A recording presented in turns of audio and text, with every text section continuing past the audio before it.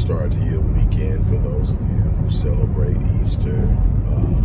Hope your Good Friday was great and the rest of your Easter weekend has gone the way that you wanted to, and that it will be everything that you desire, and everybody else who is seeing this as a nice time to relax and lay back.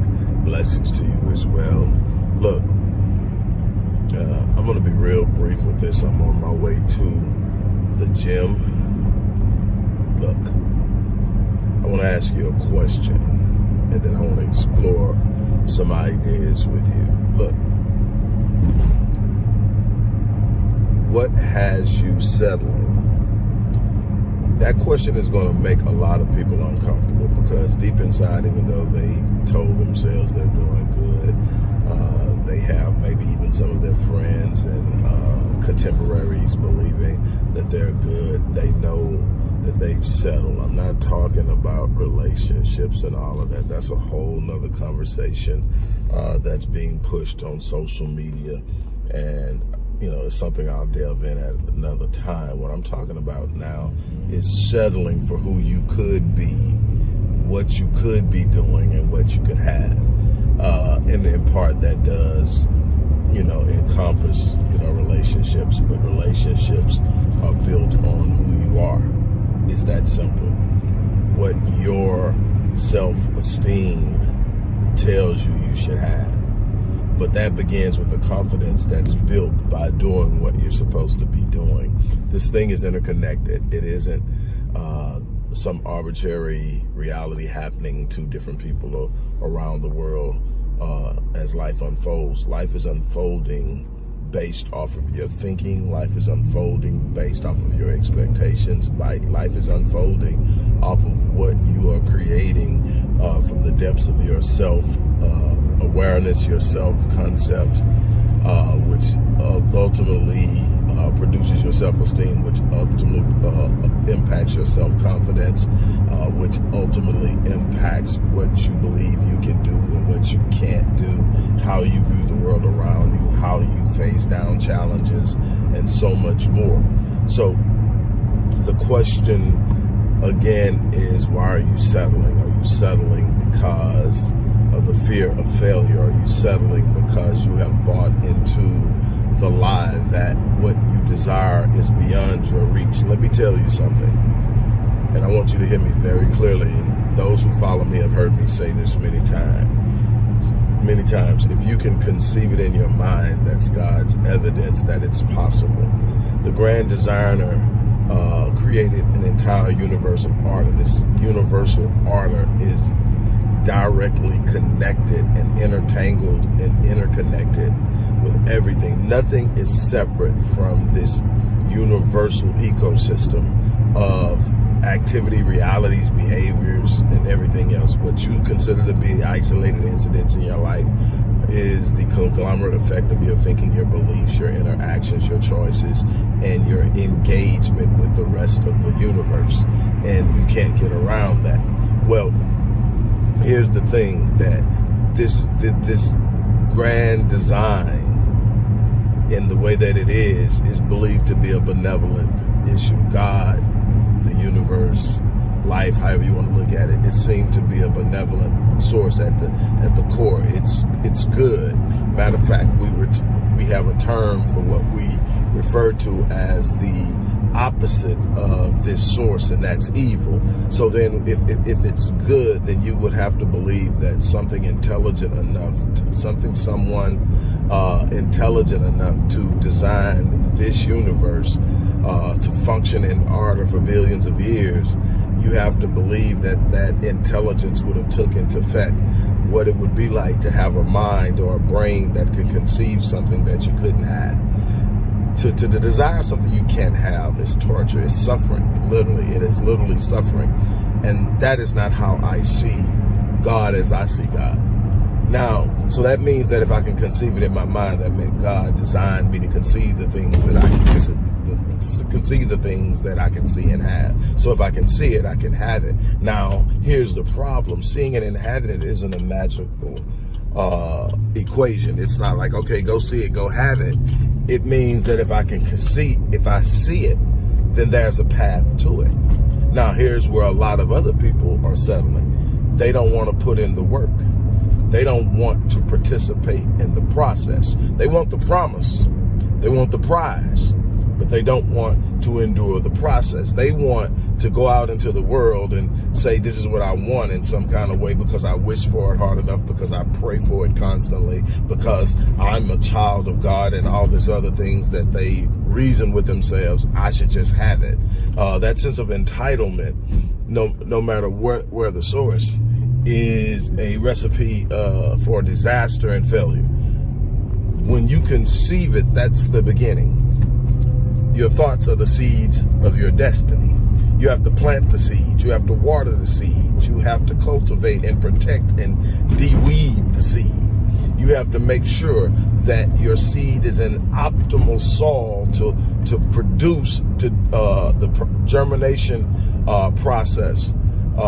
There is a process that we have to go through when we are going through the process. Going through this stages of becoming, because you don't get what you want, you get who you are. So you have to become what the person who is capable of producing what it is you desire. So then there is this need to become. But see, you got to go through this process. Most people don't want the process. Most people will buck the process at all costs. Most people will fight, scream, bloody murder, and everything else, because the process is often uncomfortable. The process is often painful. The process requires you to take on fear, and it is by its very nature challenging. We don't want that. We want it to lay down for us, and when it doesn't lay down, we easily result to, it's not God's will. Well, if it's for me, it's for me. And no, you've got to go in and possess it. Those who are believers in the sense of biblical theology know what go in and possess it means. You have to go in and possess it. It's yours, but you've got to go in and get it. And most people aren't putting in the effort. So you either don't believe you can and you're not trying, or you think you can, but you don't want to go through the process, or you're afraid of what people are going to think. And all of these things have no real true value in the ultimate outcome. What people think is not going to determine what you're capable of. What you think is going to determine what you're capable of, and what you are capable of is exceptional, extraordinary, and phenomenal exploits. You are capable of doing things that are currently perceived to be impossible. All the things that you are engaging in at some level once was thought to be impossible, but somebody's mind believed what it conceived and decided to endeavor out into the world and do something beyond what was expected to be possible. You are sitting up and you are literally watching this video because somebody thought it was possible, while everyone else thought the opposite. And so what I'm trying to get you to understand is it's time to engage the process. It's time to shift your thinking. It's time to reconstruct your self-image, your self-concept, the idea of who you are in this world and what you're capable of. Look, life isn't happening to you. It's responding to you. It's literally happening because of you. You've got to learn how to impact life. And that's one of the things I teach my clients. I teach my clients how to impact life, how to be a participant in the outcomes of your life at a level that you can be certain that if it's something you desire to do, if you're persistent and you're consistent and you are focused and given to it, it will come. It doesn't come all the time when you think it should, or when you want it to, or how you expect it to look, but it comes. Your dreams will show up when you are persistent.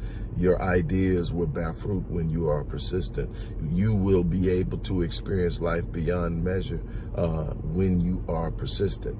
That's my challenge to you. Develop a mindset that's winning. Develop a mindset that drives the circle you're in. Develop a mindset that drives the hopes you have. Develop a mindset that is full of fruitful faith.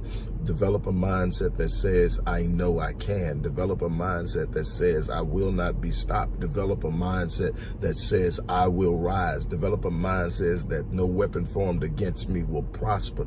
Develop a mindset that says, I was built for this. Develop a mindset that will not allow you to falter. It's time to stop making excuses. One of the things that I do every day is when I finish my journaling and my affirmations, the last statement I make is no 0 days, no excuses.